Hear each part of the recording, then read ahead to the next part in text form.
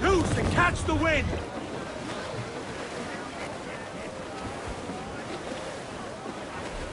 Studs up! Let's get moving!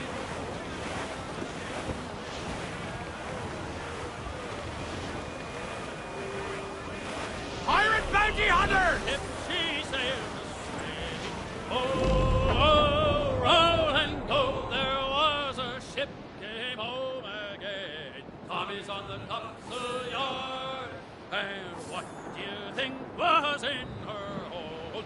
Oh, roll and go, there was diamonds, there was gold.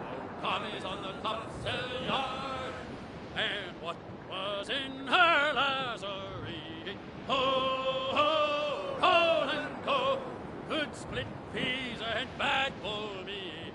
Tommy's on the topsail yard, oh, many a sailor man gets drunk.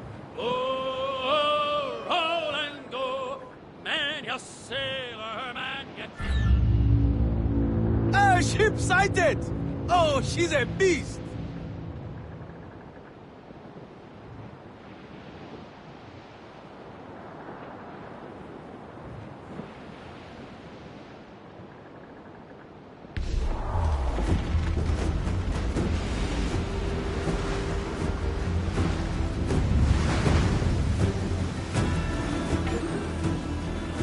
What's she doing? She's coming straight at us!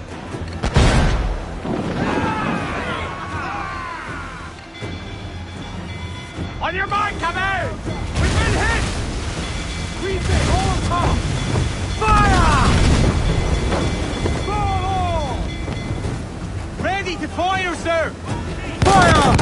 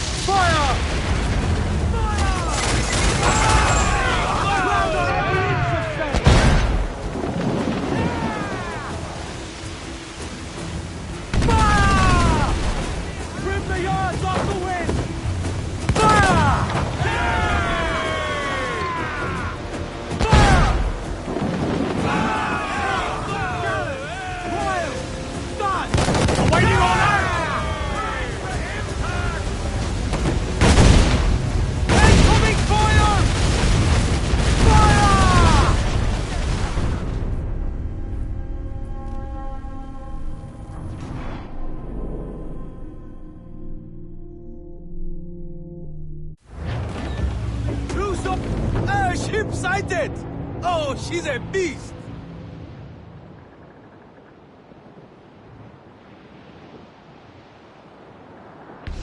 Did all of...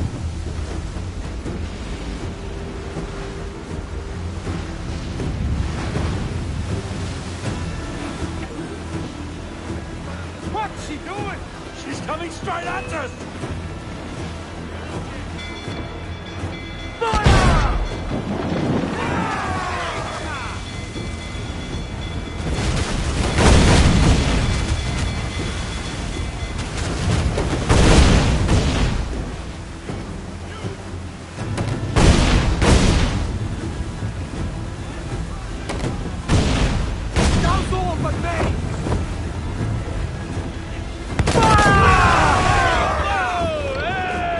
On your mark!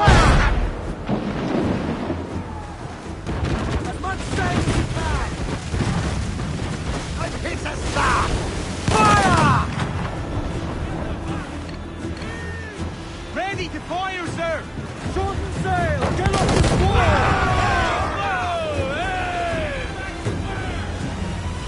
Every last scrap of duck on the wind! Fire! Fire!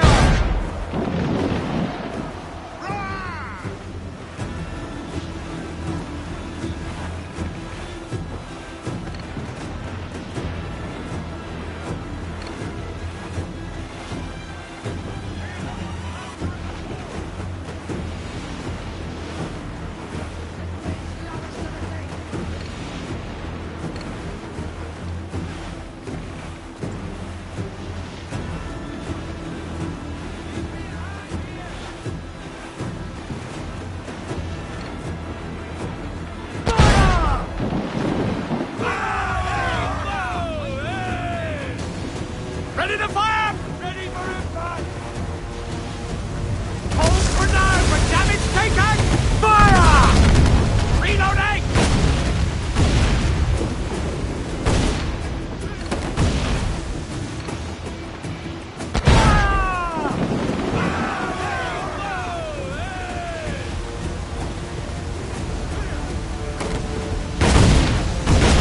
We've been touched!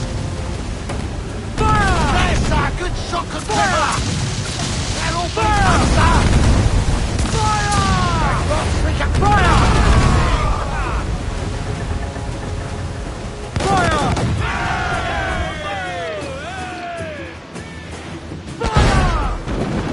Fire! Can't take another hit coming! All in the sunset! Fire!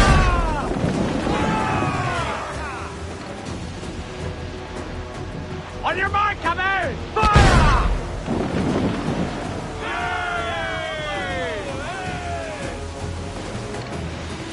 Fire!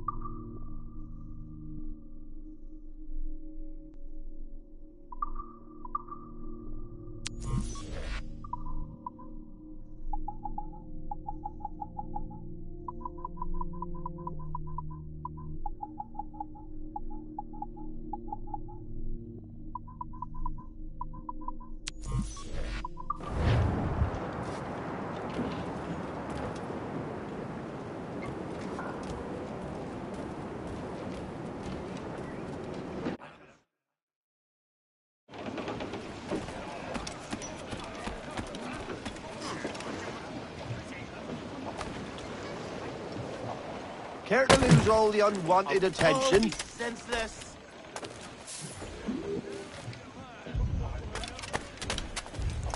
You require my services?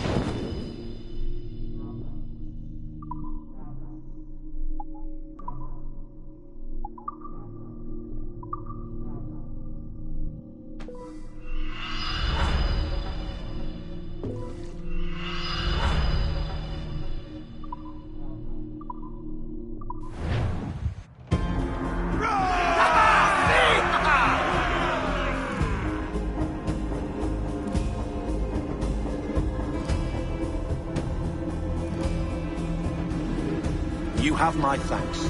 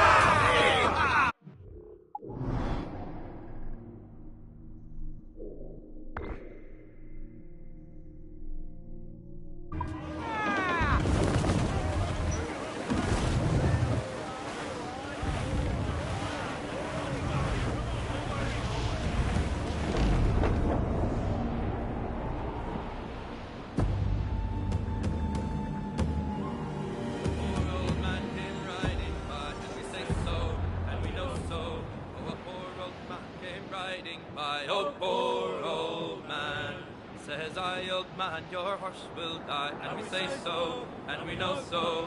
And if he dies, we'll tan his hide. Oh, poor old man. And if he don't, I'll ride him again, and we say so, and we know so. And I'll ride him until the Lord knows when. Oh, poor old man. He's dead as a nail in the lamp room door, and we say so, and we know so. And he won't come worrying us no more. Oh, poor old man. We'll use the hair of his tail to sew our sails, and we say so, and we know so, and the iron of his shoes to make deck nails. Oh, poor... 2 man of war's captain!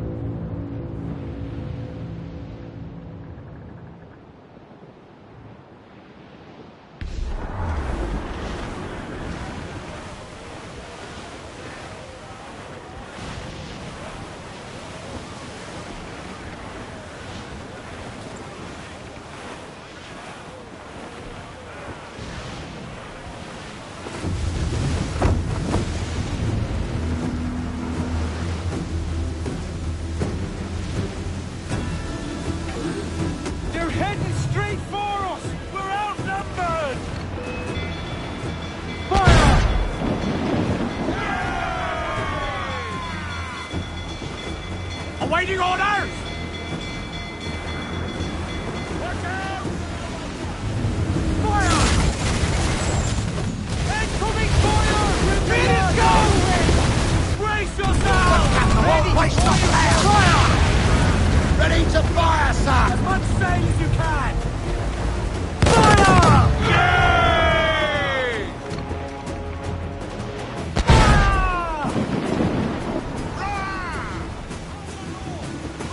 Reach the topsails! Gather! Take some damage! More sail! All sail! Fire! There, sir! Fasten yourselves! Fire!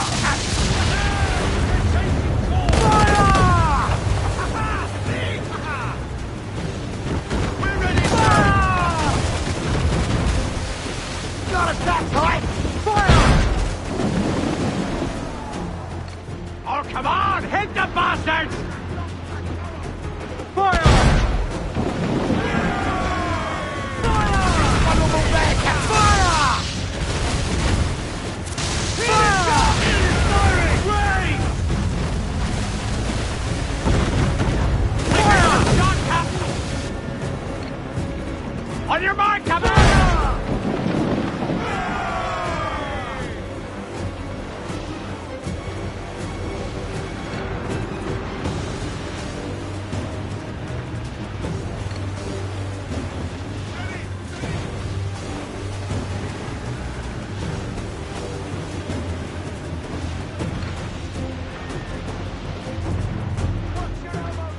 Fire!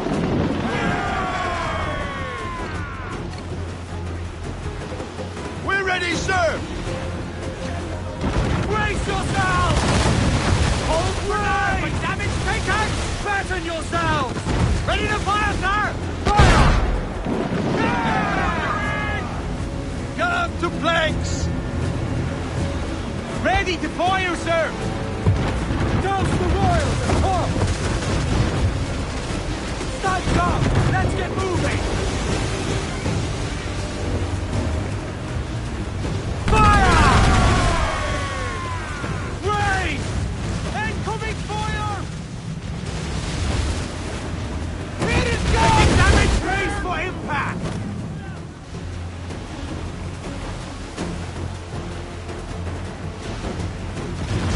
Now firing, sir! Brace yourself!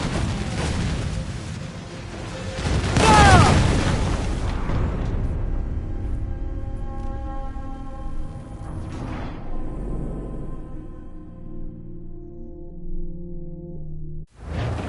Studs up! Horse, Captain!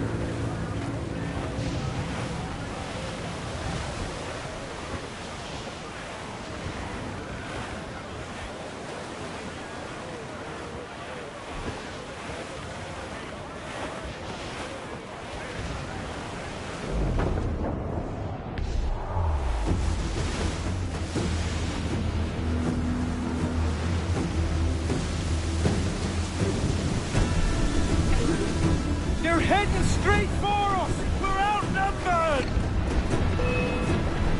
Fire!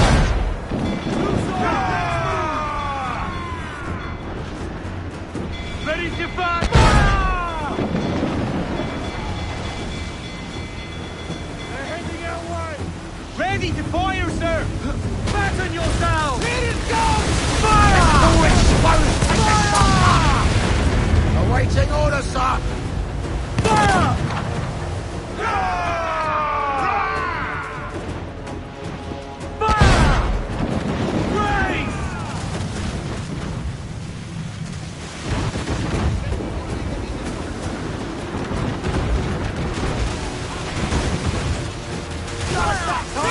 Raise!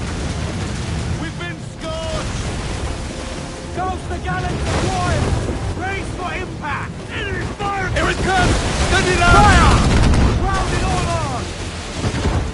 Fire! Almost ready, sir! Awaiting your mark!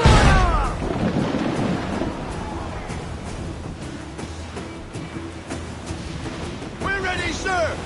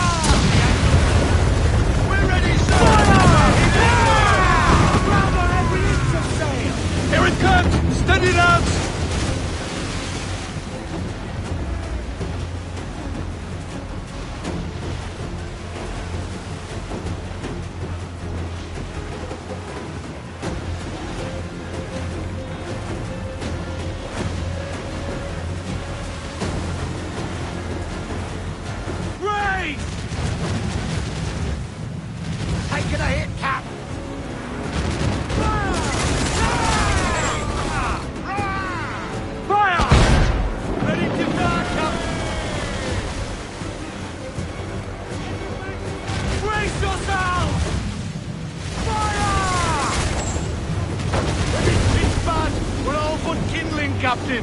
Fire! As much sail as you can! Raise!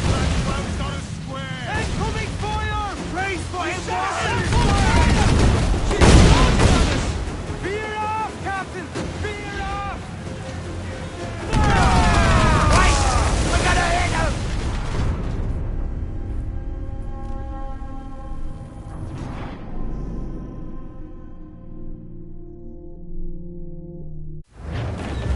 Two-man oars, Captain!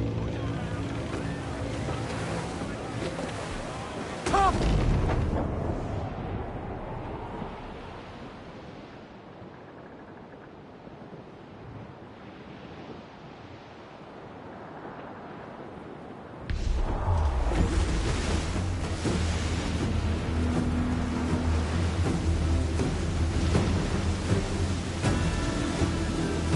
They're heading straight for us! We're outnumbered! Fire!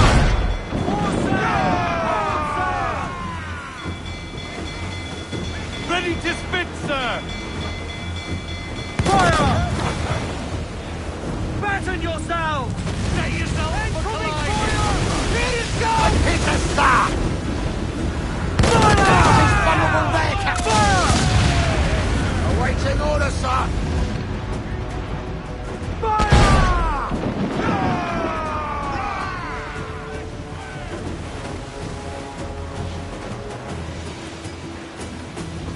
Enemy's firing!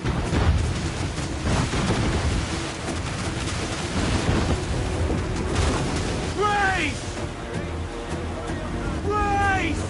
That was race! Damage! Methusa! Eat her stick! Fire! Fire! Reload! Won't miss next time. Fire! Ready! Top! Gallants! Royals! Studs! Brace yourselves! Here it comes! Brace!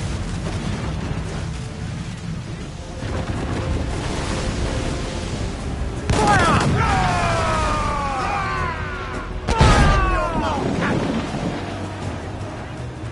Burn me, miss! Fire! Fire, sir! Ready to spit, sir!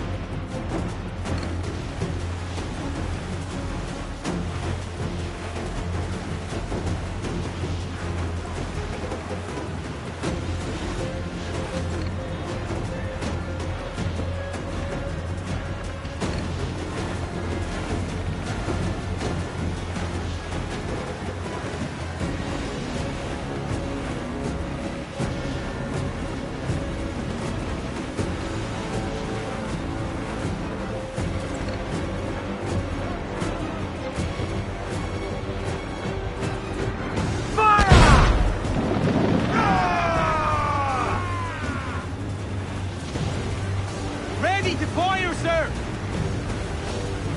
Brace for impact! Fire! Here it goes! Fire! Ready to fire, sir! Here it comes! Steady now, sir! Fire!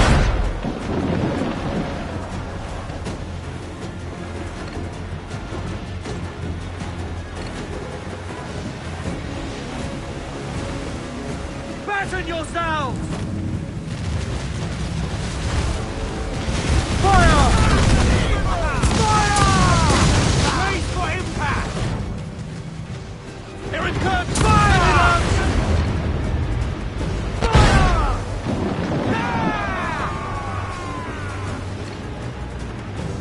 Ready to back! Fire! Down to the drink! Brace yourselves! Ready to fire, sir! Veer off, Captain! Veer off! Taking a buffet, Captain! I did it! Go on!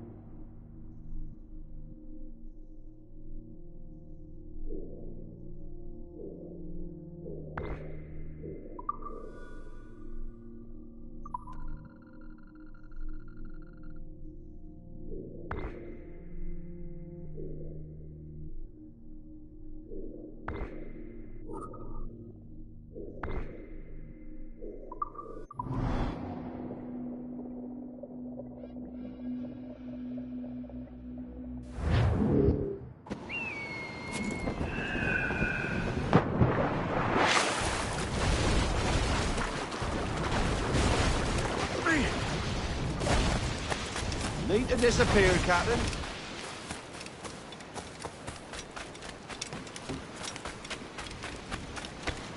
Something I can help you with?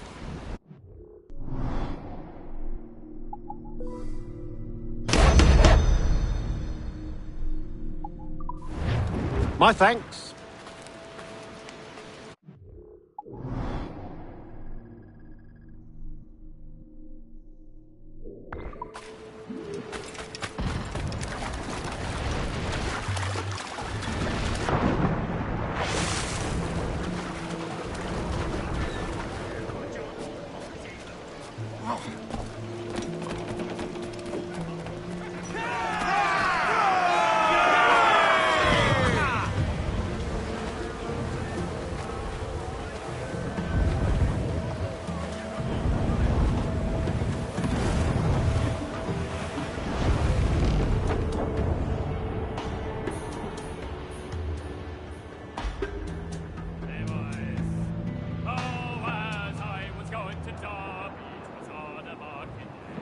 I met the finest ram, sir, that ever was fed upon a. That's a lie, that's a lie, that's a lie, lie, lie. This ram and all. Hey! What's that in the fog? It looks like a ship. Looks like a ghost ship. Aye! Risen from the dead to sink us.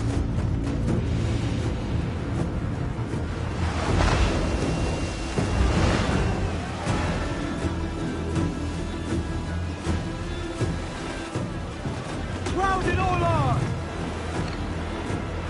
Fire!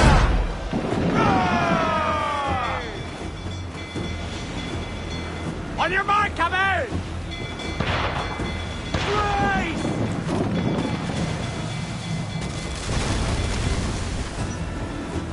Fire! The whole place shot down! Ready to fire! Vulnerable there, Captain!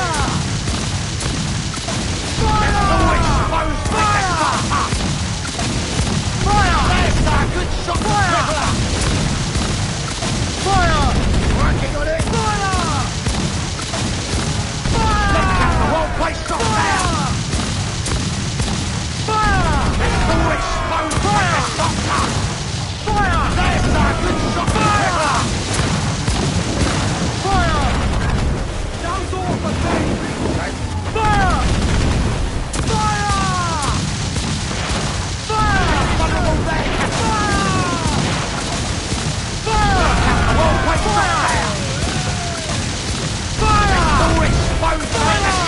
Swim, do you? She's done for!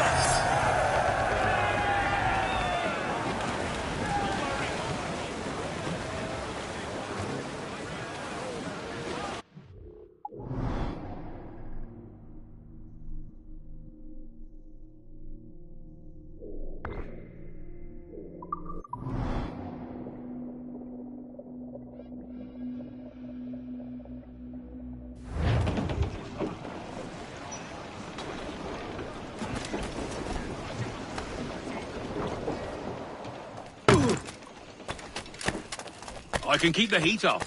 For a fee. You've a bloody nerve. Be careful. May I be of service?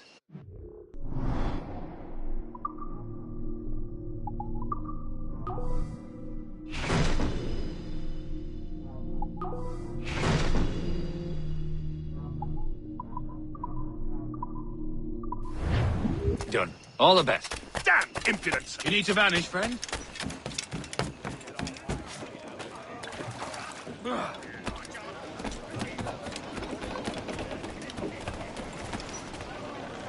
Let out some sail!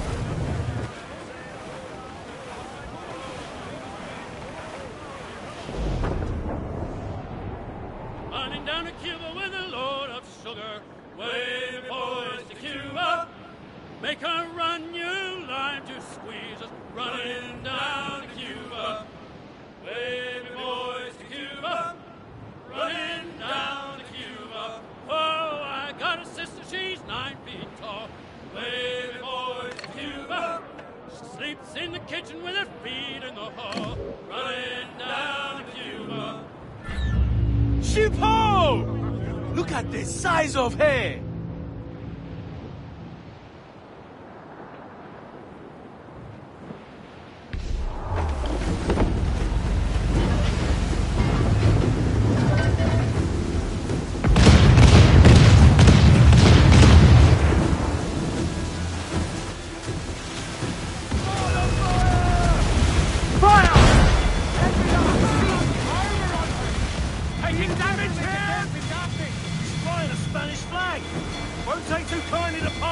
Awaiting order!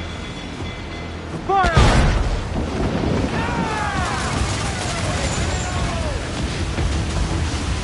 Raise! Fasten yourselves! Reef the topsails! Ground on every inch of sail! Brace yourselves! In a there, sir! And away from there! Fire! Fire! Blue down! Handsome wind! Right! Main down! Let's go! Swim us off the wind!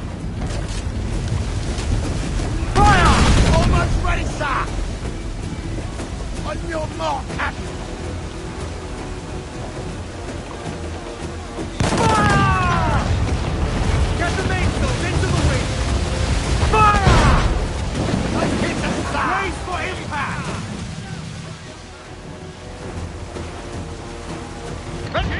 Ready, sir! Taking some shot, Captain! Brace for impact! Fire! Brace! Just about fish bait, Captain! Brace yourselves! Fire! Brace!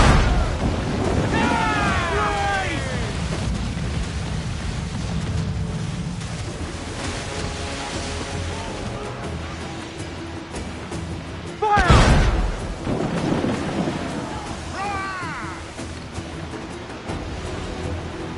Fire!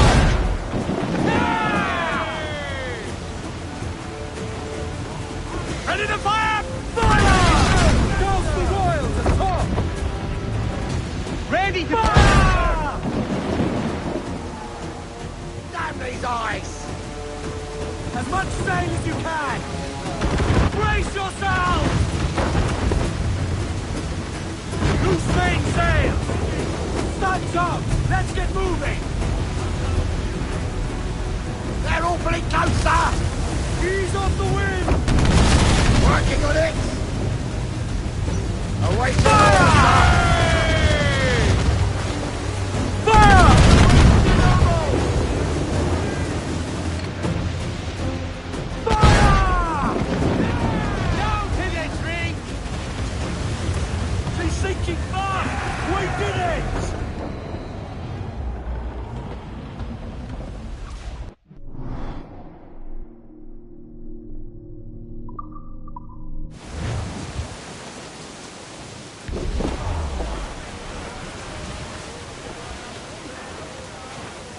Starboard command! Sir! There's loot floating here! Trim the yards off the wind!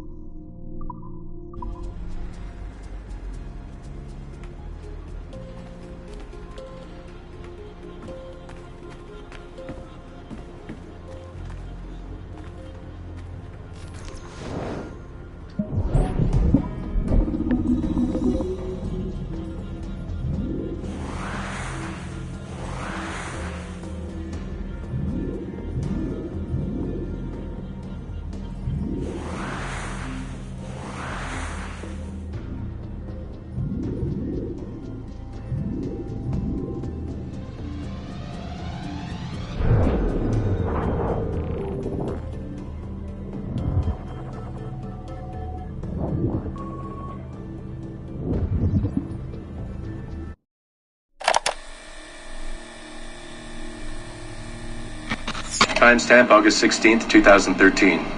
The following audio clips were selected from over 160 hours of reel-to-reel tape found in the residence of the late Dr. Warren Vidic following his murder in December 2012.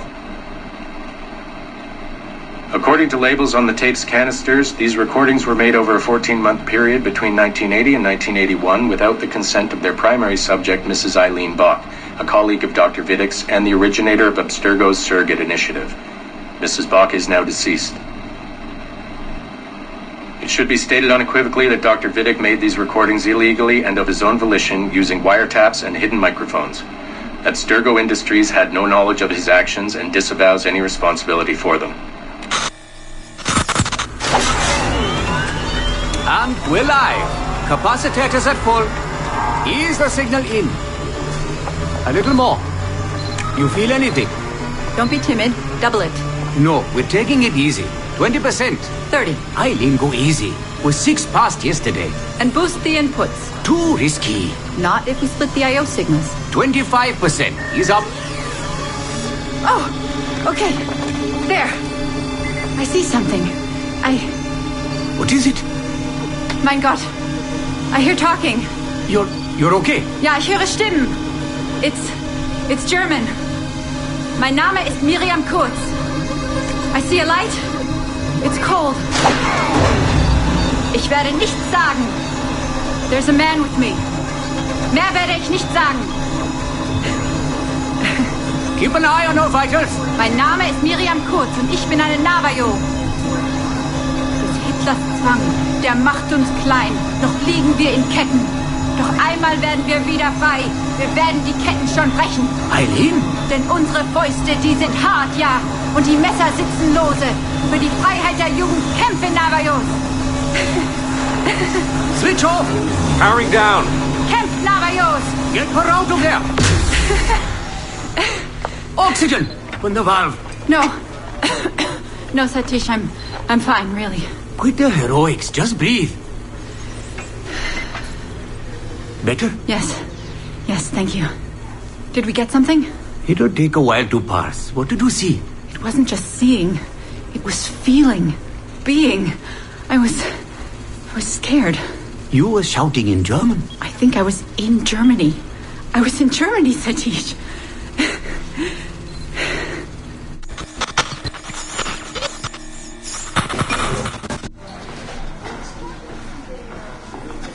Good morning. Well rested?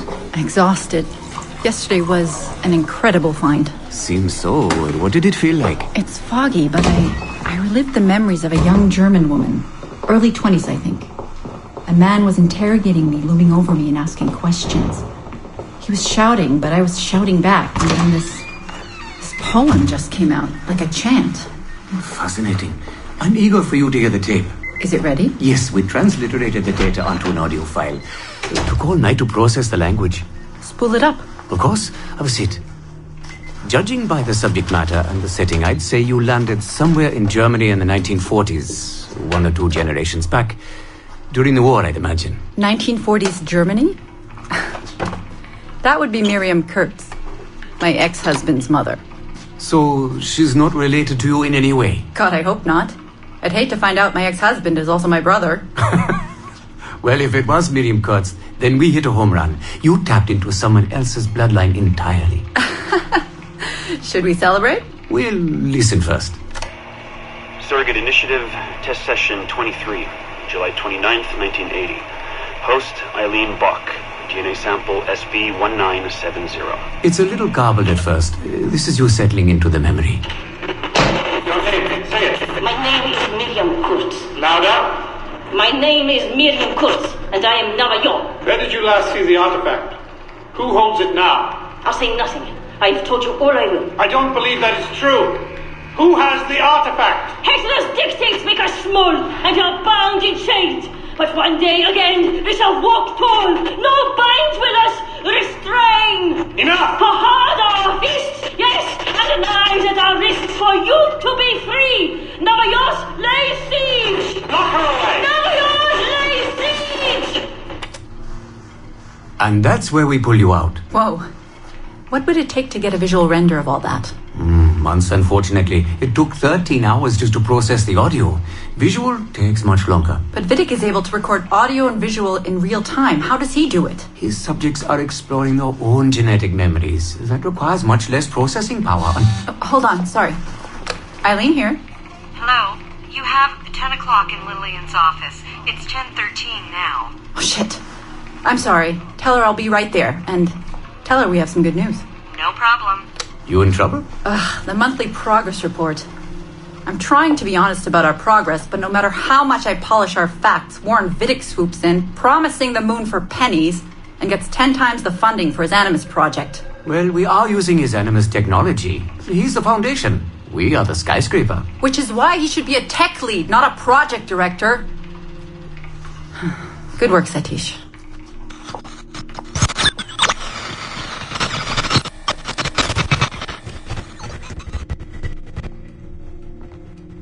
It's incredible footage, really. Clear and vivid. And the subject was synced for a full 62 minutes. Came out speaking French after his last session. Passably fluent.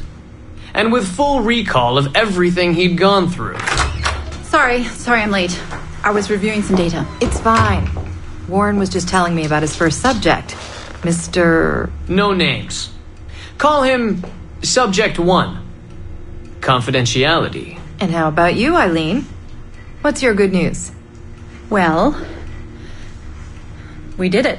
We synced with an unembedded memory outside the bloodline. That's a first. Really? Satish was able to process the audio today. A short clip. You can hear it for yourself. Only audio? No real-time memory feeds like Vidic has? Well, that's the difficulty with surrogate genetic memory data. Because I'm viewing memories not embedded in my own DNA, we can't rely on my cognitive faculties to help me process the signal. All we can do is record the raw data and transliterate it later. Hold on. You're running this experiment on yourself? I am. It's going well. I don't like the sound of that. Look, the sample I'm using, the DNA comes from my own son. It's safer this way. Ah, good thinking. 50% of my son's DNA is also mine, which reduces the danger by a huge margin. Meaning, I can now explore the memories of people who aren't directly related to me on his father's side. But for brief periods of time, I imagine. Right. Just a minute or two so far, but we're getting there. Come by the lab and listen for yourself. I will, when I have a moment. Unfortunately, work beckons. Ladies? That man is colder than a San Francisco summer. Stay focused, Eileen. You both have important work to do. Obviously. But my work requires his Animus technology. I feel a little caged in. That's collaboration, Eileen. It's how science works. I shouldn't have to remind you. I know. I'm just tired. Stop by and see us today. We have a lot to share. If not today, then this week sometime. Thank you.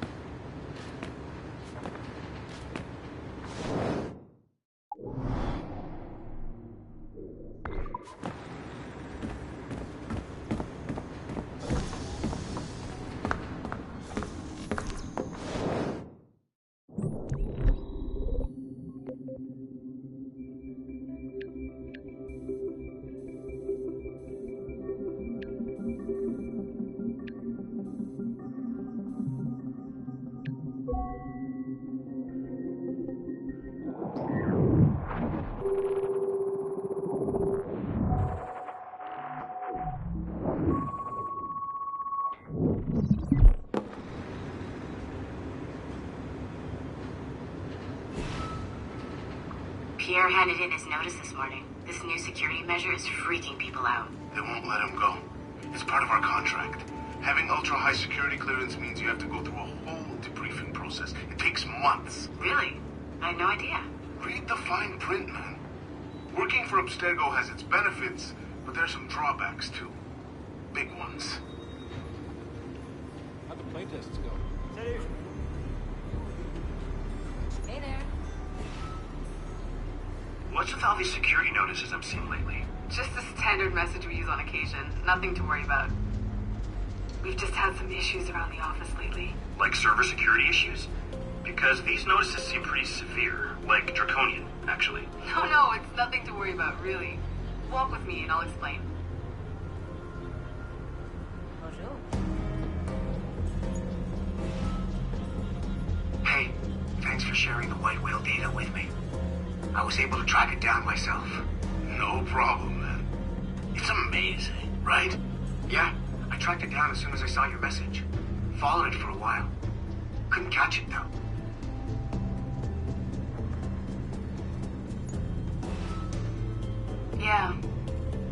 Yeah. He was killed. Shot in the chest multiple times. No, that shouldn't be a problem. We collected more than enough data. We'll know soon enough.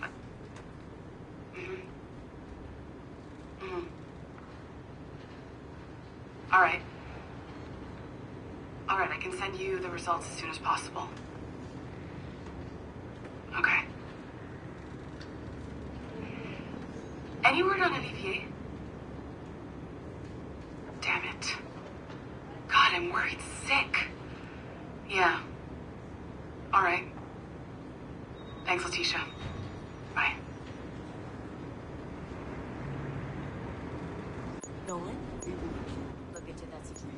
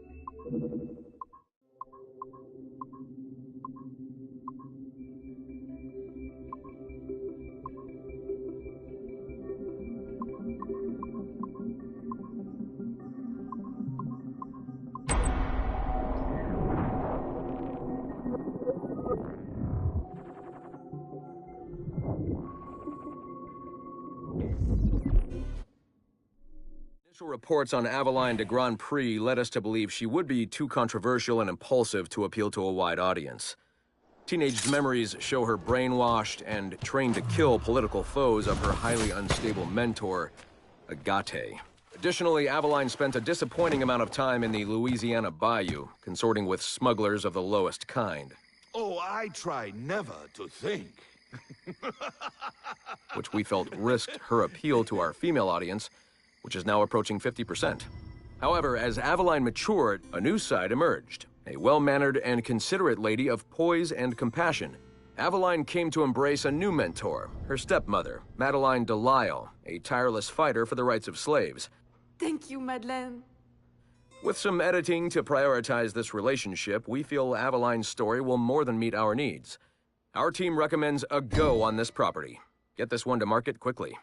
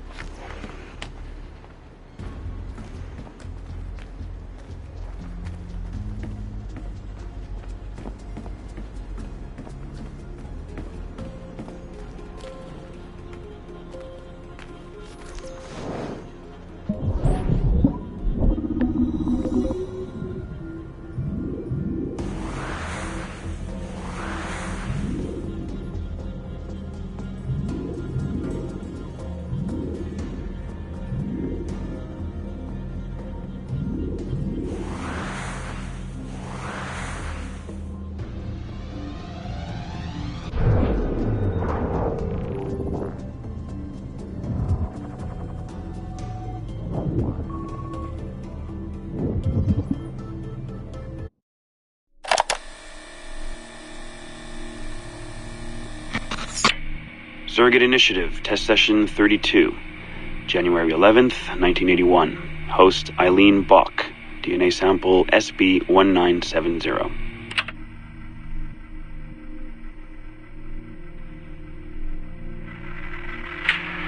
Miriam? Miriam, is that you? Are you in here? Bartle! Oh, thank God you're safe.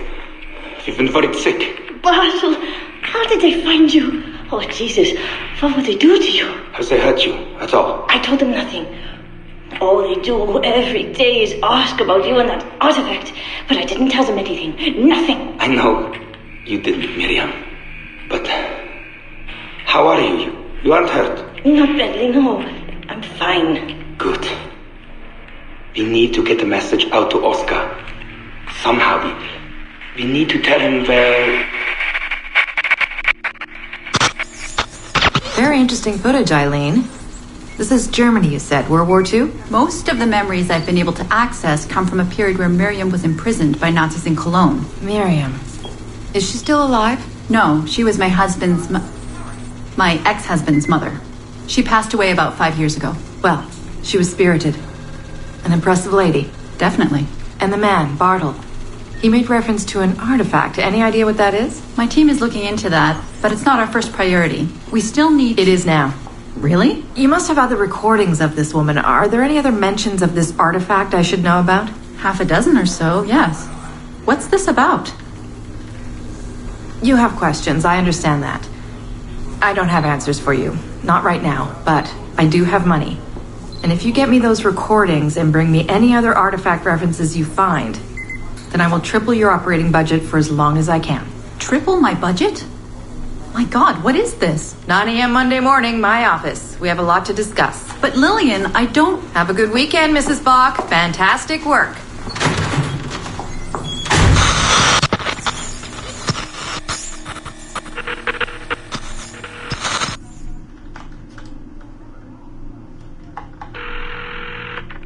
Hello, this is Carl. Hi, it's Eileen. Hey, how are you? Good. Busy. Cold. The winter's been terrible. Seamus won't like that. The weather's been mild out here. Well, he's only coming for a month. He'll live. And I'll be so busy he won't have to worry about his mother bothering him. Still working 12-hour days. I should move a bed into my lab. Look, if you're too busy, Seamus can stay with me. No. I want to see him. We'll have fun. You're not too busy to be a mom and a genius. Of course not. His flight lands at 8:15 p.m. tomorrow night. You'll be there? Of course. 8:15 p.m. Let him know you'll be there. Thanks, Carl. I need to run. I'm sorry. Take care. You too.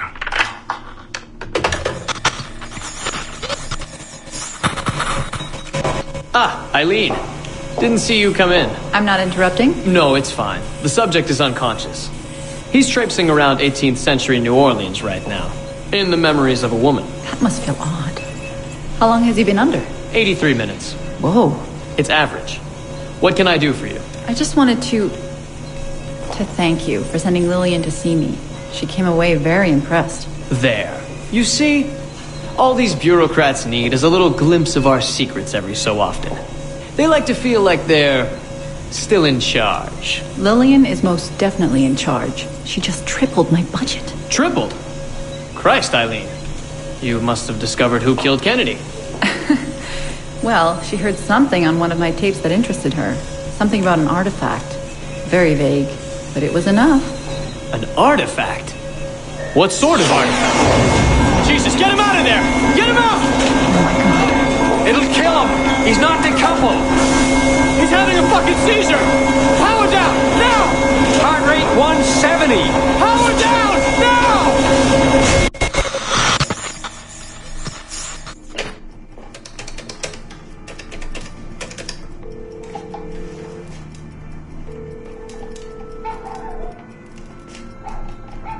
Eileen, Warren here.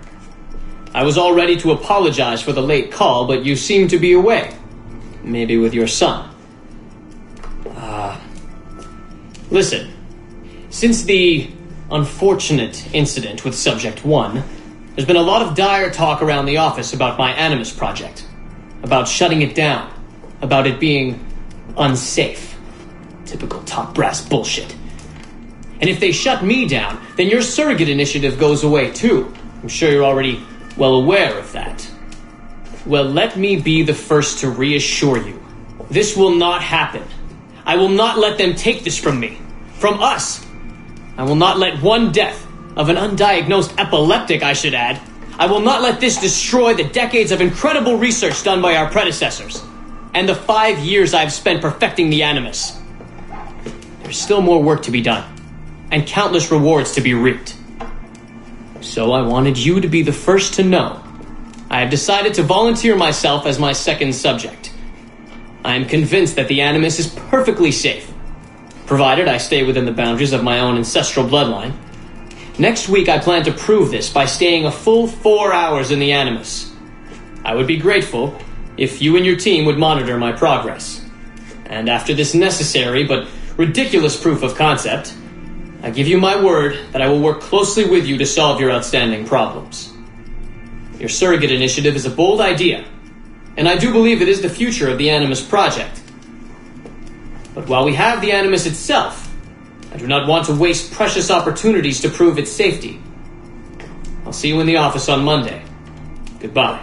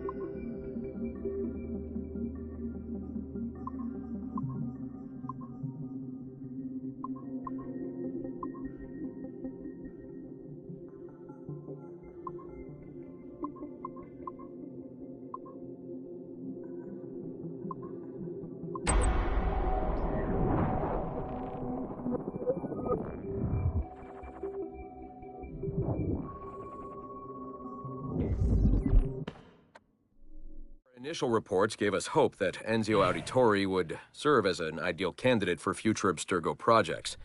His charisma, sexual magnetism, and wry humor gave him all the qualities of a leading man. However, his corruption by the Assassin Order robbed him of these qualities as he fell deeper and deeper into a spiral of revenge. Enzio was frequently known to articulate a passive acceptance of evil. He was also a man of ugly contradictions, one who preached free thought, yet traveled well beyond his home country to proselytize his corrupted creed, just as he's doing here with this impressionable Chinese girl. Notice, too, that in his gestures and bearing there is still something of the old lecher in him. Enzio's entire personality is built around pure demagoguery, claiming his philosophy is about love when violence and coercion are his primary means of tackling problems. We have therefore come to the conclusion that Enzio Auditore da Firenze would be a risky character to develop.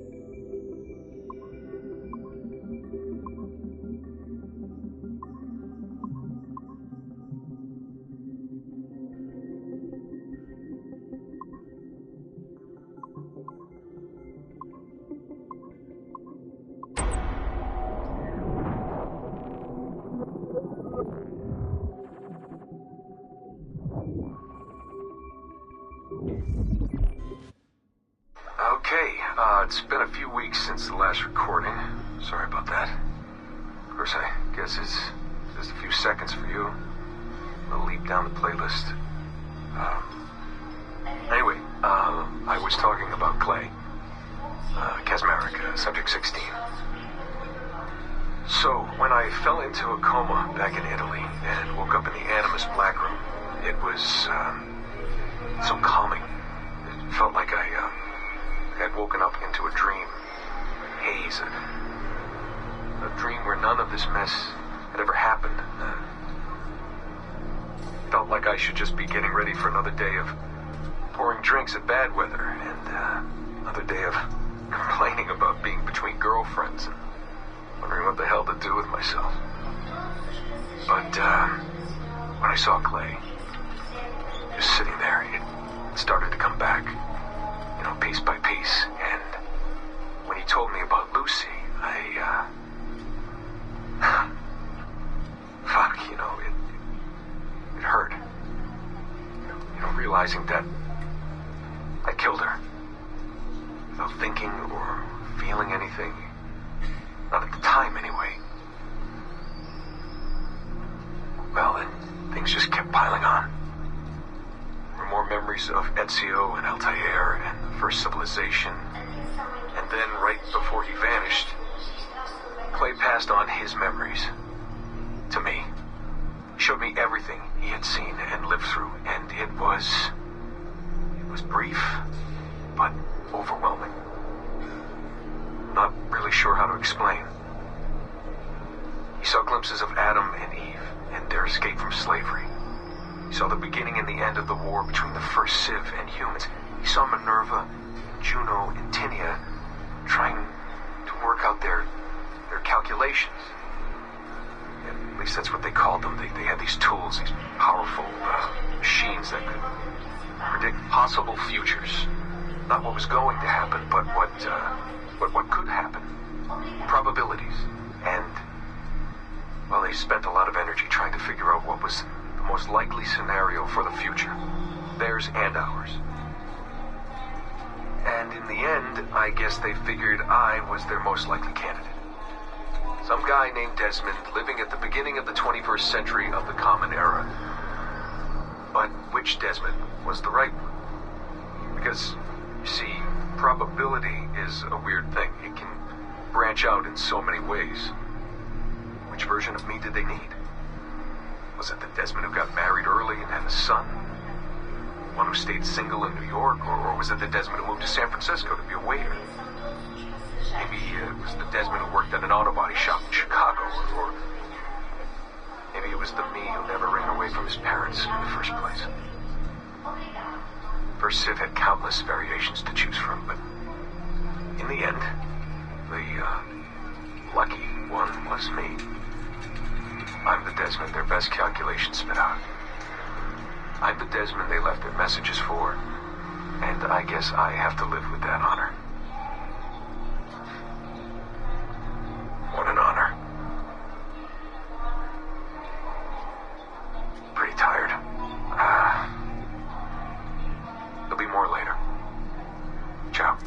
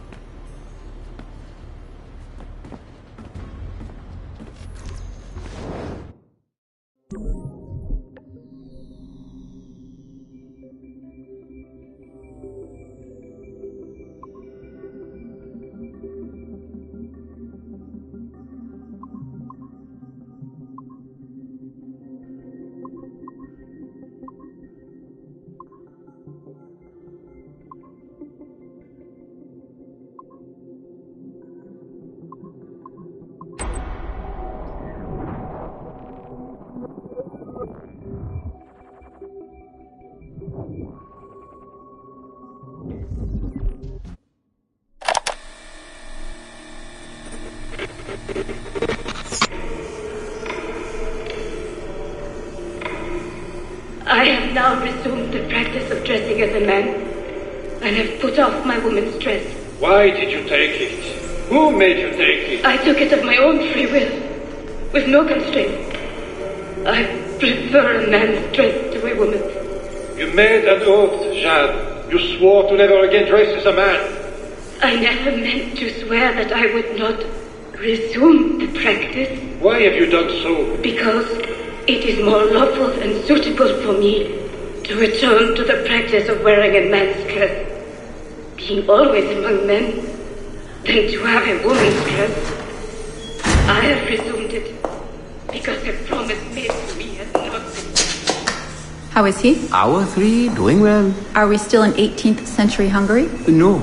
His connection is so stable, he's jumped between a few ancestors today. We're in 15th century France now. Turns out he's related to one of Joan of Arc's executioners. Surprise. Eileen, yesterday Vidic asked me to help him work out some of the bugs in his audiovisual renderer, and I told him... No. Come on, Satish, not you. It wouldn't be permanent. A few months at most. Months? That will kill every ounce of momentum we have. It won't, I promise. Honestly, I think this could help us. If I can get a look at what these people are doing, we could... Come on. He's trying to pull you over to his side. Don't you see that? He's luring you with quick victory and prestige. That's not what this is about, honestly. I need to get back to work. Eileen, I'm sorry. Do what you must. I'll survive.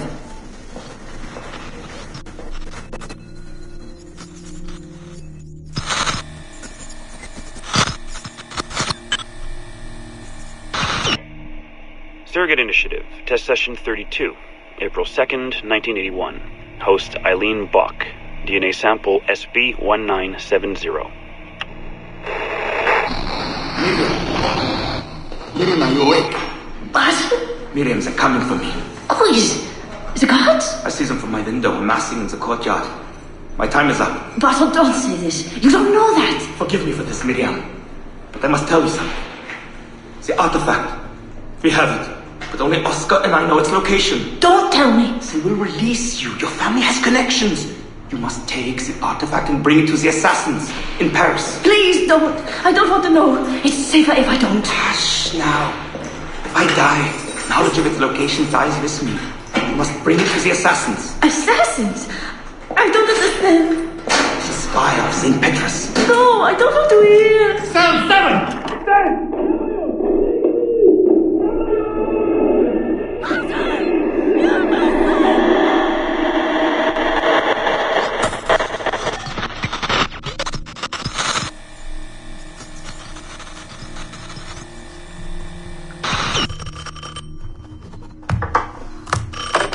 Hello? Eileen, hi. It's Carl. Carl, I know it's you. Sorry, you just sound exhausted.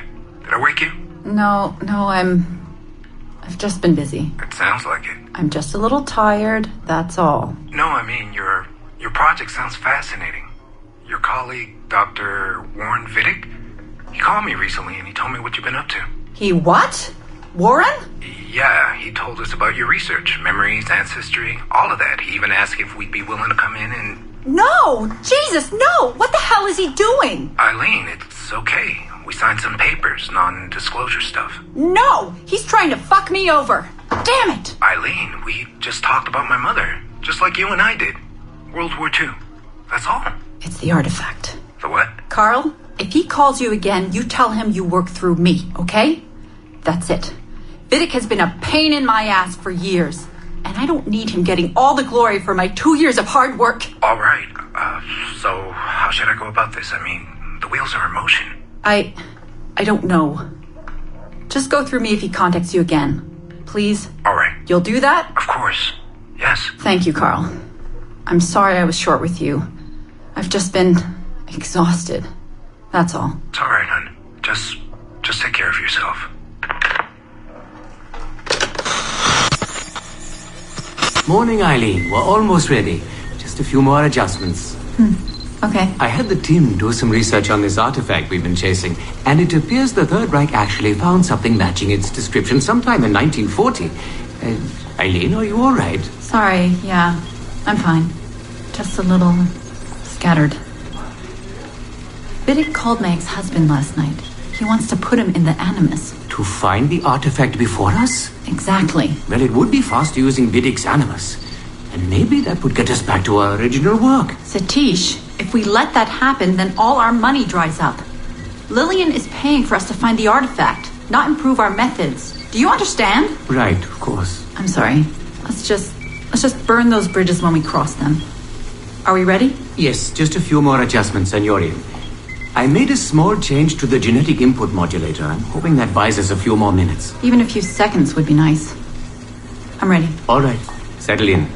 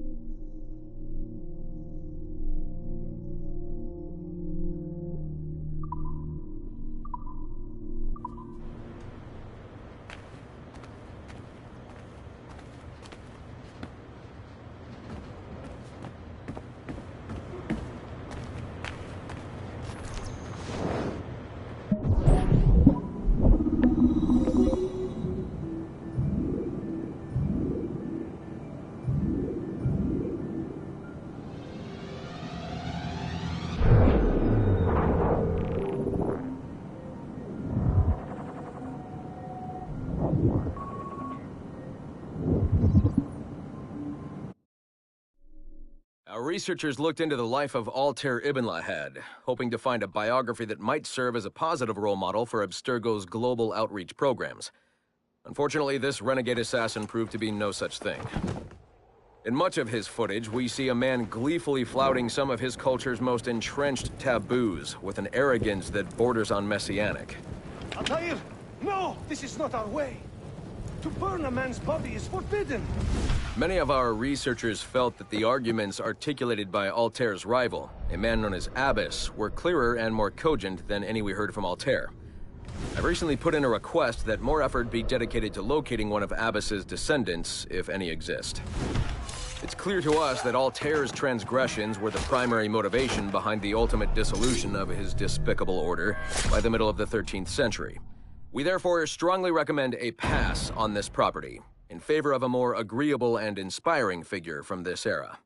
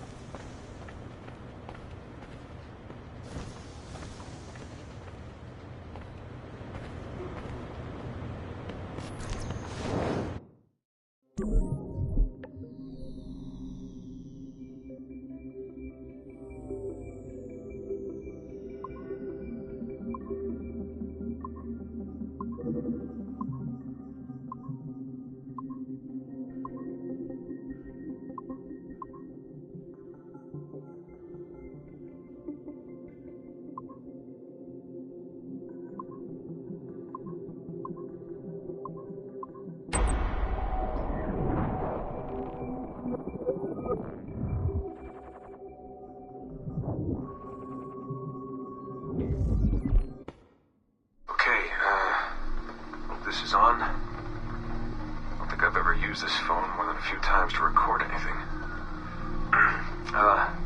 Hey, Dad. So, we're all here in New York at the motel. It's Queens, actually, in Astoria, near the NQ. Rebecca's off getting batteries for something. Sean's in his room doing whatever Sean does. And, you're out getting some food. Me? Well, I'm supposed to be getting ready to break into some offices in the financial district. Feels just like prepping for one of your old training drills, actually. 10 years go by, and then you show up, and it's like I was never gone, and we're right back to the ball busting and the conspiracies and the paranoia. Only this time, I believe you. I believe every word. You know, I don't even think you know the half of it. I don't think you know how much I've seen. How much I've learned in just a few weeks. Everything, really. I feel like I've lived 1,000 years, or 10,000 maybe. It's impossible to explain. But when you see that much of the world through the eyes of so many, you can't help but be sad. And to see all these incredible, intelligent people fight the same battles, make the same mistakes over and over again. Because culture and knowledge and history, these things, they aren't passed on through our genes. Every kid on Earth needs to relearn the basics. How to live, how to survive, how to stand up for what's right. So much is lost in the transfer. So much is added every generation. It's a shame. I mean, over and over, everything must be learned again.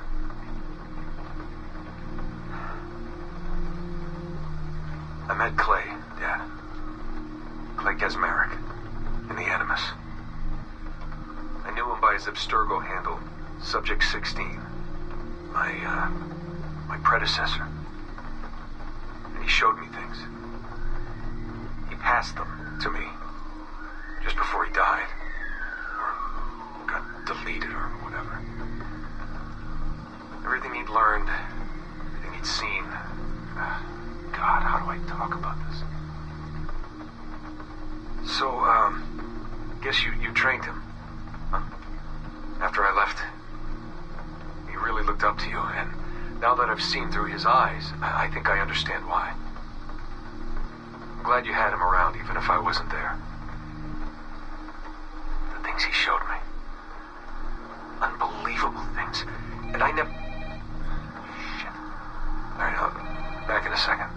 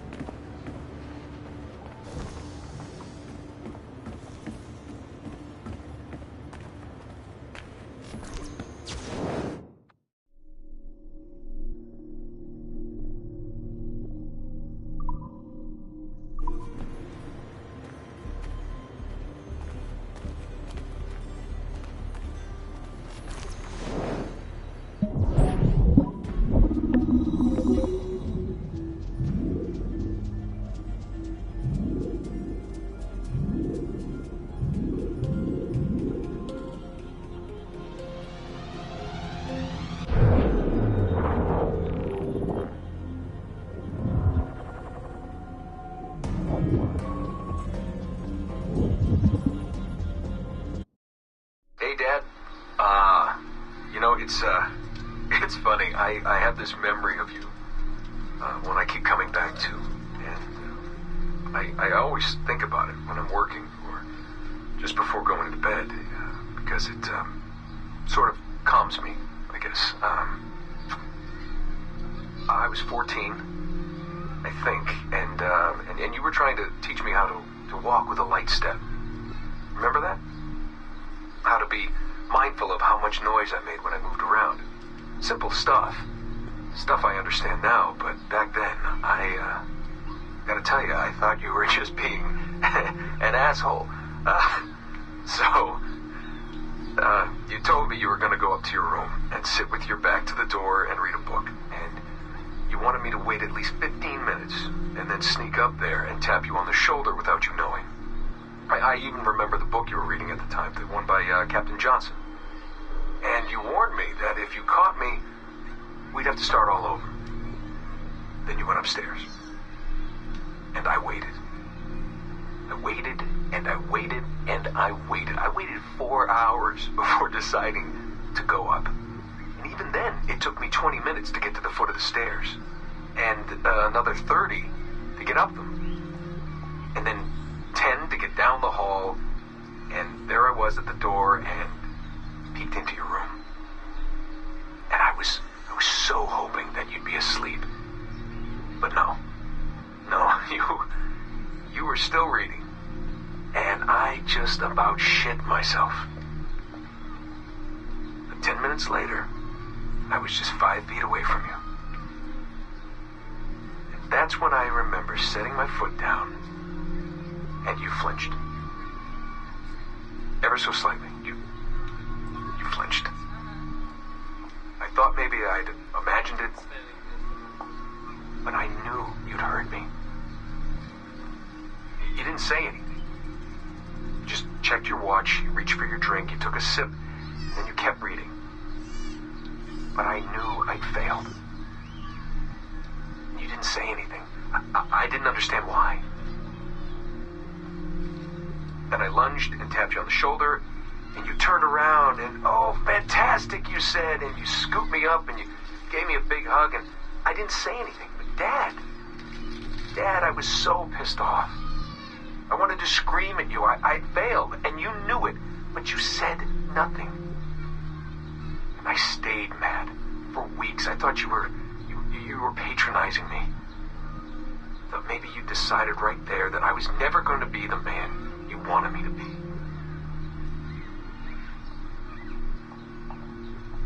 But I realized just a few years ago that you checking your watch, that was the clue, wasn't it? You let me win because I had been so patient. And I guess that impressed you. You know, maybe at that moment you thought it might be better to be my dad instead of my mentor. I don't really know. Maybe for you, they're one and the same. You know, either way, I'm happy to know that both my mentor and my dad are looking out for me that day. I didn't understand that then. I think I do now.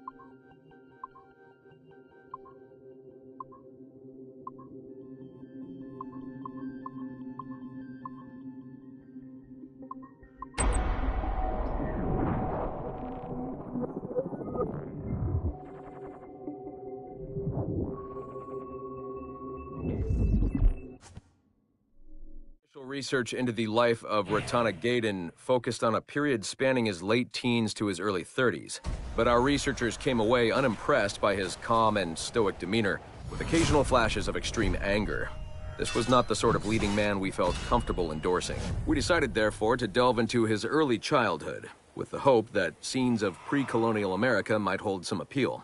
As you can see here, there is a certain naive charm and innocence to this young boy. Unfortunately, our researchers found this young man's story deeply problematic as well. For one, the omnipresence of the Mohawk culture lacks the balance necessary to tell the true story of America.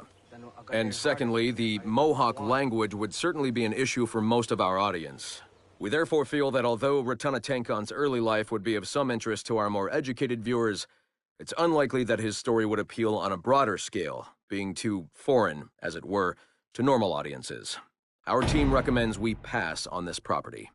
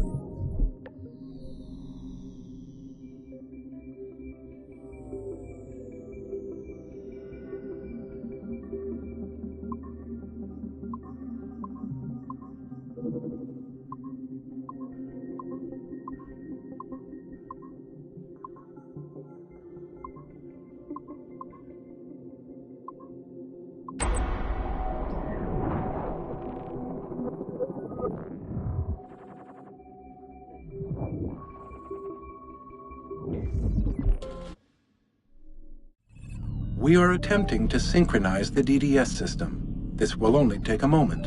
We are almost there. The DDS is now in sync. Thank you for your patience. We hope you enjoy your experience. Rudolf II invited many notable figures to his court, making Prague the center of European culture.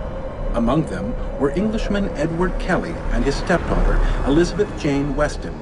Observe her and report any alleged collusion.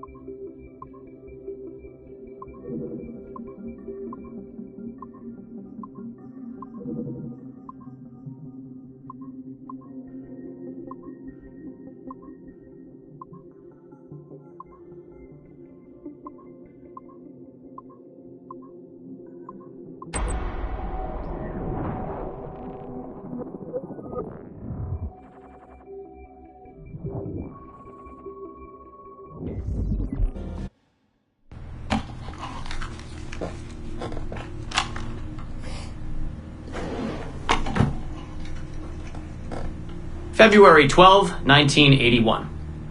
Qualitative personal interview with Subject 1 on ancestral research regarding Aveline de Grand Prix. How are you feeling? Any side effects? Not really. Aside from the headaches. They've been worse since I started staying in longer. But I don't want to stop. I like her. I want to know what she does next. What's it like? Reliving her memories. So different. The Animus, I mean. The past. At first it was confusing. Distracting. Like New Orleans, the stench. I wasn't expecting all the smells. Smell is the sense most directly linked to memory. When I'm in her memories, it's like I can smell more than I usually can. In general, women have a more acute sense of smell than men do. I had wondered how that would translate. Anything else? Yeah. She's smaller than me, but it's like her body could do more. Did that surprise you? At first, yeah. The ERA people might hate me for this or whatever, but I don't usually think of girls that way. Climbing things. My mom, my sisters. The animal feeling of Aveline sinking her hidden blade into the throat of... Go on. It doesn't feel feminine. What I think of as feminine. But then at the same time it does. Her center of gravity is way lower. That was a surprise. How easy it is to land. How steady I am on her feet. Sorry. This is hard to talk about. No, it's fascinating. This is what we need. Pure experience, in your own words. Okay. Can you tell me about Gerald Blunk? What about him? He and Aveline were close, but we haven't been able to ascertain if he might be your missing ancestor. Do her memories suggest anything to you? Does this make you uncomfortable? Remember, these are her memories. You're just playing them back. It's not even acting. You're a researcher. Like you say, I haven't experienced her consummating anything. That would be... Anyway, I think maybe she was confused. Oh. Well, first of all, I don't really know for sure, okay? I mean, guys think about sex more than girls, right? That's a fact. As a researcher, what did you observe? Does it mean she's more like a guy if she thinks about... Is that why she's able to assassinate... Well, okay, here's the thing. I don't know her thoughts, but from what's in her memories, physically, the fidgeting, some hesitation, what she looked at, who she looked away from, the things she didn't say when I expected her to. If I had to guess what it meant, I would think she was thinking about sex. But I'm a guy, so I would think that, right? So what does it mean for women to act that way? It has to mean something else, right? as a subject, you're able to observe more finely than I am in review. What about unwanted attention from men? Well, I thought that would be the hardest thing to deal with. I'm not into that, for the record. Not at all. Yes, I know. But the way she dealt with it happens so often. It's like you stop noticing everything she does to avoid it. Crossing the street, eyes in the back of her head. She knew how to handle herself. When she was charming, felt kind of similar to killing. Or the build-up to killing. Can we take a break, Mr. Vidic? Of course.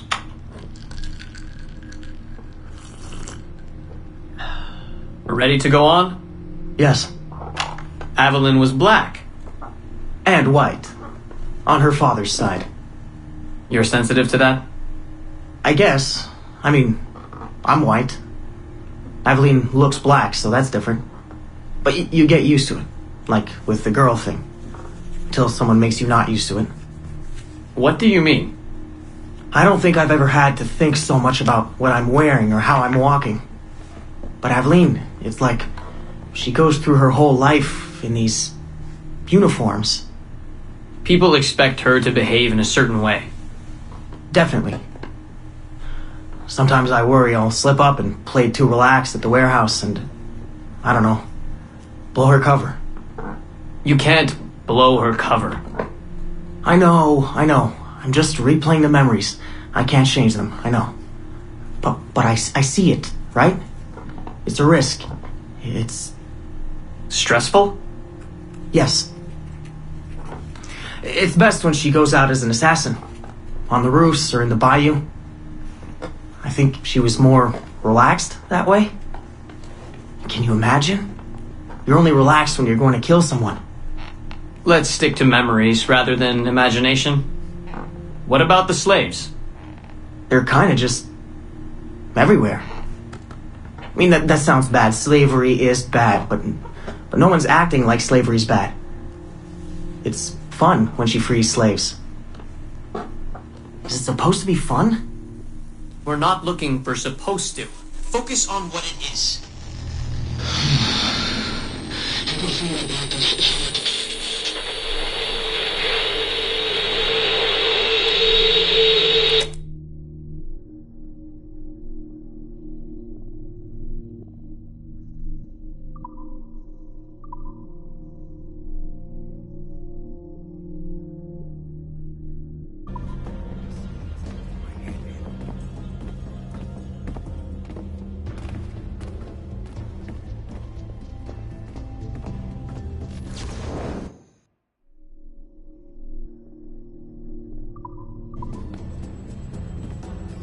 Existing broadband networks straight into people's homes.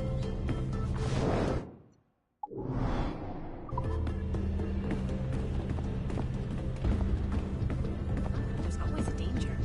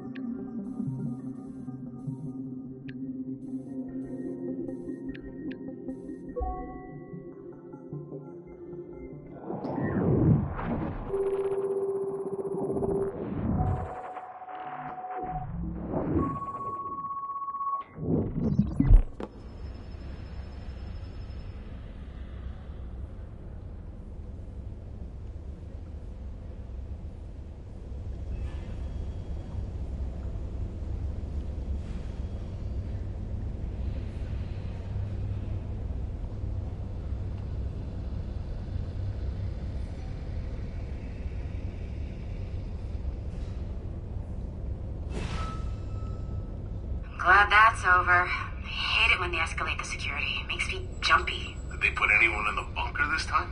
Just for a few days, I think. Sucks, but I suppose it's necessary. We deal with some really sensitive data. Classified shit, yeah. I don't know how I feel about it, but it's in our contract, so... And they pay out bonuses too. Inconvenience pay, they call it. Really? That's actually kind of nice.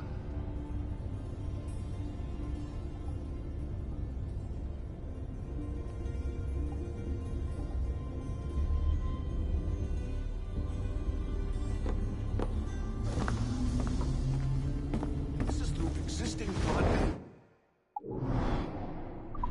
Straight into people's homes.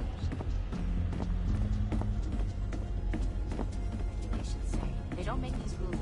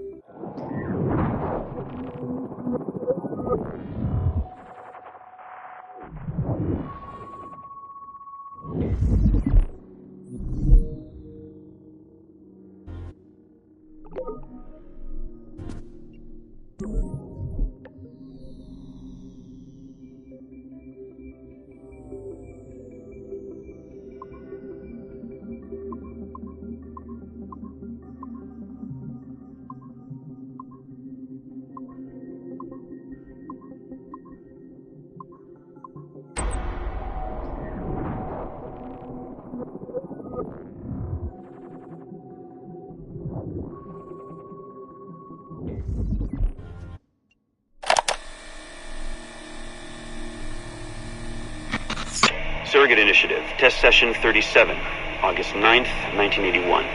Host Eileen Bach, DNA sample SB1970. Open! Good morning, Miss Kurtz. You look well, considering the circumstances. Are you rested? Have you eaten? Your friends are dead, Miriam. Bartel Schink and all his navios, his Edelweiss pirates, executed for 5 counts of murder. Without a trial. You must be proud. There was no need! They were scum! All of them!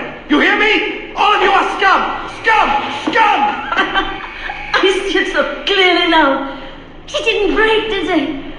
You have nothing. Quiet, girl! You don't have the artifact. If you did, you wouldn't be talking to me at all. Navios lay siege! I said Navios lay siege! Navios lay siege! Navios!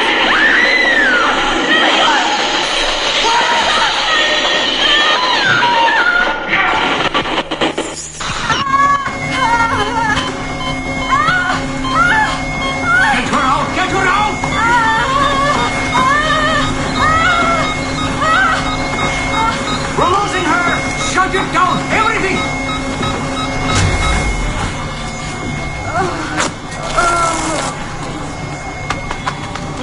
Eileen, open your eyes. Can you hear me? Eileen! Eileen! Power's off! Get the position in here! Step aside, son! Eileen, talk to me. Can you open your eyes? Clear! Oh, God. No spots!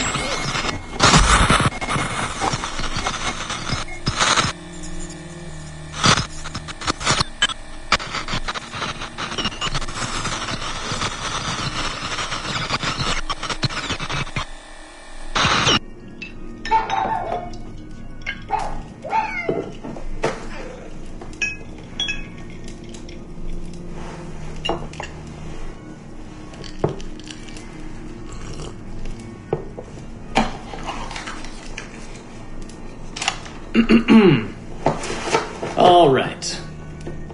Notes towards a speech in honor of Dr. Eileen Bach's premature retirement.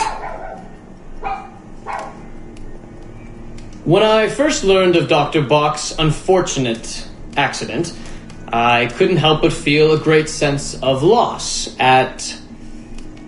No.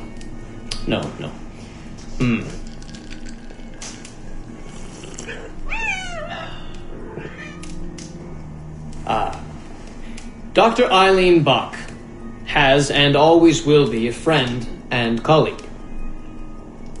When I first learned of her unfortunate accident, I was shocked, of course. To see any friend injured in such a way is deeply upsetting.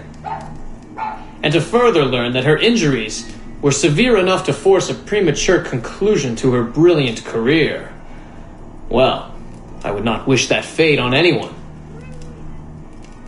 But if there is any solace to be found in her accident, it may be this: that she was injured in service of her research, in service of work that she cherished most dearly. And it is due to her diligence that some of the mysteries of genetic memory have been further illuminated. And while it is true that work on her project, the Surrogate Initiative, as she called it, has been temporarily halted, the copious amount of work she has done over the past 3 years has been incredibly valuable. So while her work has been suspended for the time being, her legacy will most certainly live on.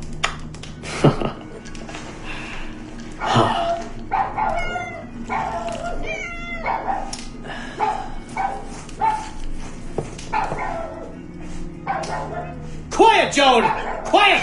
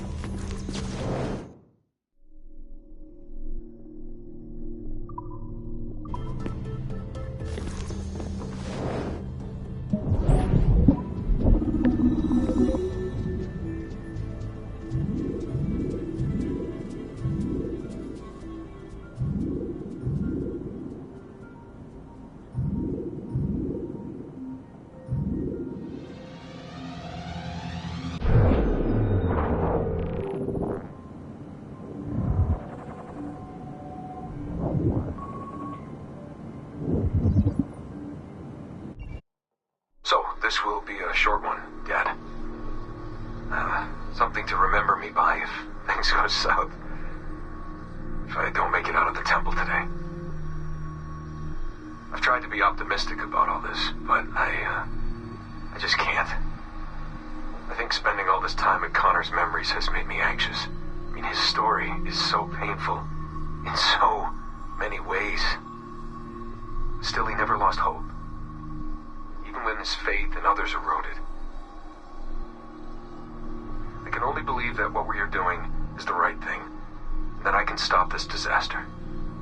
I know this. I mean, the technology is there, waiting for us to use it. I'm the final piece of the puzzle. Something in my genes, or my memories. Some final piece of code to switch the whole thing on. That's why I'm here. That's why they brought me here. Only, I don't know what I'll have to give up in return. My sanity, my life, it's impossible to say. I do know this. Our battle with the Templars will not be over. And whatever's inside that temple is not an ending. It's just another chapter in this endless story. And it'll be your job, and Mom's, and Sean's, and Rebecca's.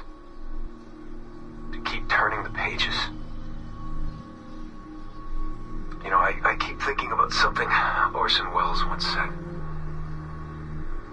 Something like, if you want a happy ending, it all depends on where you stop telling your story. So maybe that's the answer. Maybe that's how people keep marching forward. If something goes wrong and they're dead, something happens to me. When you tell my story years from now, please tell them the one about how I lost my way, and then I found it again. Just in time to save the world. And just end it there. That'll keep everyone smiling.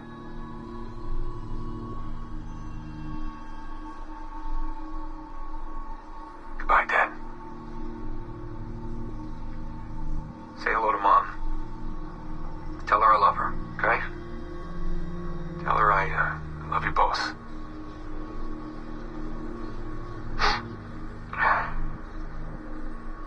I love you both.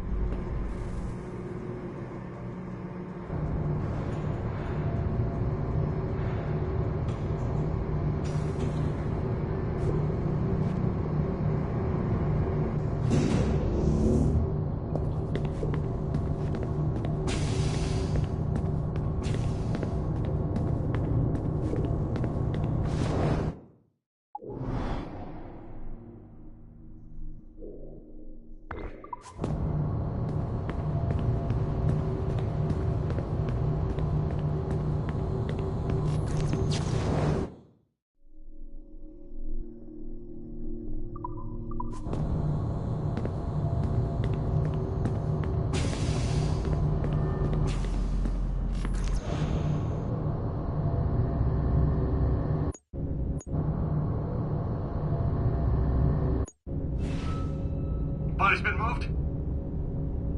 Yes, sir, and preserved. We'll do what we can. Good. Let's keep security units on standby. I know Miss LeMay said the situation was under control, but I have a feeling we may be needing them again soon.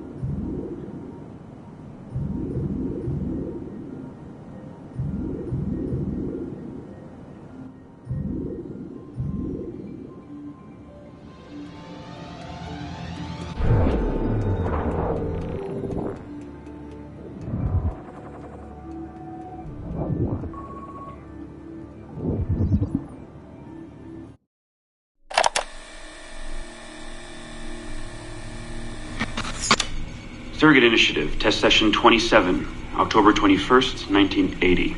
Host Eileen Buck, DNA sample SB1970.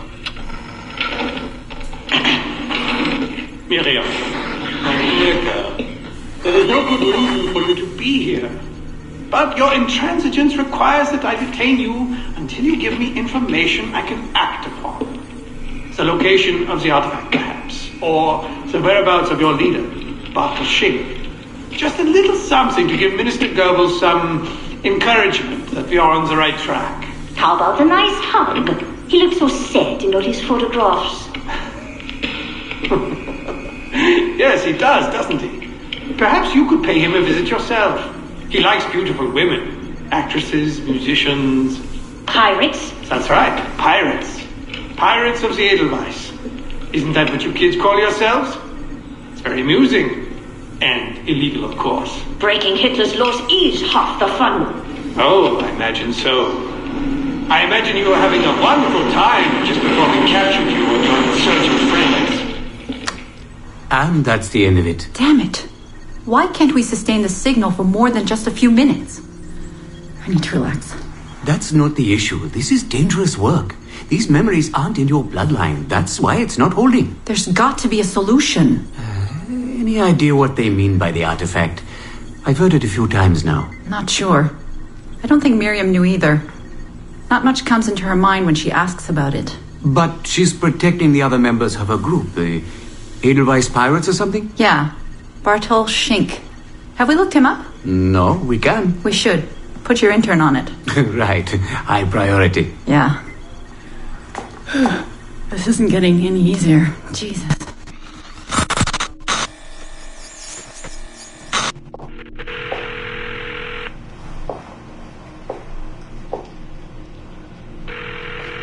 Hello? Hi, Seamus. It's Mom. Hey. How are you? Dad!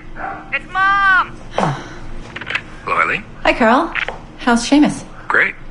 We were out shopping for school clothes. Yeah. The summer just sped by. They all do. I never seem to notice. No windows in the office. Right. Trapped in the lab. So, did you need to talk? Yes, sorry. I was curious about your mother, actually. Oh.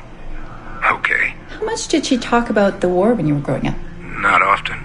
Bits and pieces. Why? I was doing some research last week about World War II, and something came up about the Edelweiss Pirates, or the Navajos, and your mother's name popped up. Really? That's an odd coincidence. Does any of that ring a bell? Yeah. Mom ran with that group while the war was on.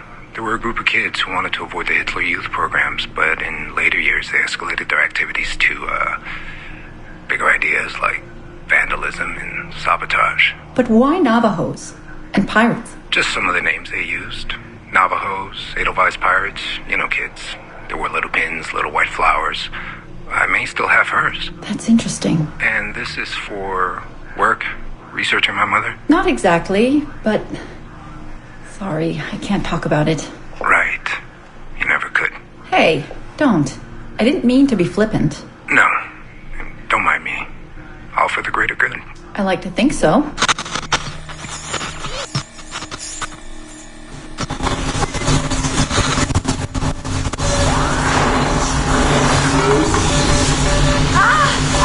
Power down. You all right? Damn it! 5 months of this bullshit! We're floundering. Take it easy, Eileen. You're just stressed. I am not stressed. I'm frustrated. I'd like to go again this afternoon. No. There is no reason to rush this. We're hardly rushing. We're running into the same wall over and over again. Why can't we push through? Why can't you keep me in Animus longer than 2 minutes? Because surrogate genetic memory data is fragile. The EEG is exploding and your brain is doing too much work. The longer you stay in, the more damage it does. It's even possible that... It's possible the memories we're digging into could eventually overwrite your own. Like information on a tape drive. There's just not enough space in your head to do both. Here I come to save the day! Good afternoon, all. Did you invite him? No. But you did. Remember? That was months ago, Warren. What do you need? I wanted to stop by. check on your progress. Well, apparently it's still too dangerous to keep me under for more than a few minutes. I always suspected that would be your biggest hurdle. The genetic memory sequencing is the easy part, if time-consuming. But the replay, that's something else. Yes? Let's think this through. My subjects are diving into their own genetic memories, so the information is already encoded in their heads. Which means the Animus has less work to do. Less computing, less parsing. Right. So to get your surrogate data working, to let people experience foreign memories, it'll take a hell of a lot more processing power than anyone has. Even Abstergo Industries. Ideally, we'd like to build an external processor that mirrors as many brain functions as possible. Something to handle the calculations. But the cost and upkeep of that would be astronomical. Let me see what I can do. I have some sway with Lillian. We won't build Rome in a day, but if we focus on the pretty buildings first, maybe we'll achieve something. Thank you, Warren. Till next, folks.